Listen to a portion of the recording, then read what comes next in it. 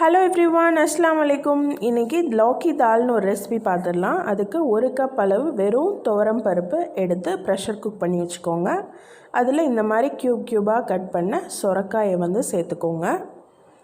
அப்புறம் ஒரு அரை ஸ்பூன் உப்பு, கொஞ்சோண்டு ஒரு 1/2 கப் அளவு தண்ணி ஆட் பண்ணிவிட்டு இதை ஒரு விசிலுக்கு ப்ரெஷர் குக் பண்ணி தனியாக எடுத்து வச்சுக்கோங்க.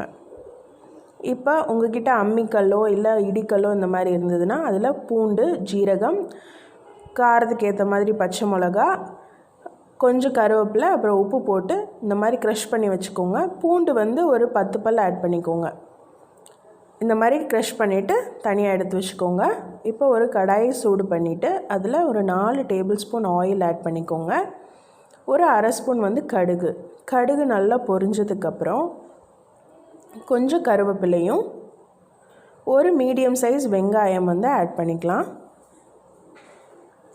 வெங்காயம் நல்ல ஒரு கோல்டன் கலரில் வரணும்.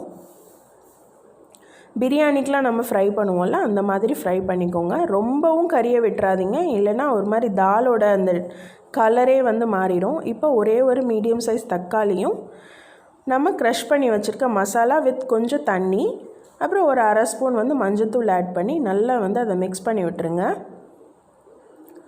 இப்போ அந்த தண்ணி நல்லா ட்ரை ஆனதுக்கப்புறம் கொஞ்சம் ஆயில் லைட்டாக மேலே மிதந்து வர்றப்போ நம்ம குக் பண்ண தாலை ஆட் பண்ணிடலாம். ஆட் பண்ணிவிட்டு அந்த குக்கர் கழுவி அந்த தண்ணியையும் ஆட் பண்ணிக்கலாம். இப்போ நல்லா அதை மிக்ஸ் பண்ணி விட்டுருங்க.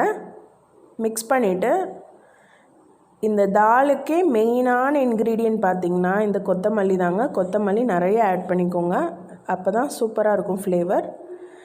இப்போது கொஞ்சம் வாட்டரியாக இருக்கணும், ஏன்னா அந்த மசாலா தாலெல்லாம் ஒன்றா கம்பைன் ஆகணும். ஸோ அதனால் நம்ம இதை ஒரு மீடியம் ஃப்ளேமில் ஒரு 10 நிமிஷம் கொதிக்க விடுங்க. இப்போ பாருங்கள், நல்லா அந்த தால் நல்லா திக்காயிடுச்சு.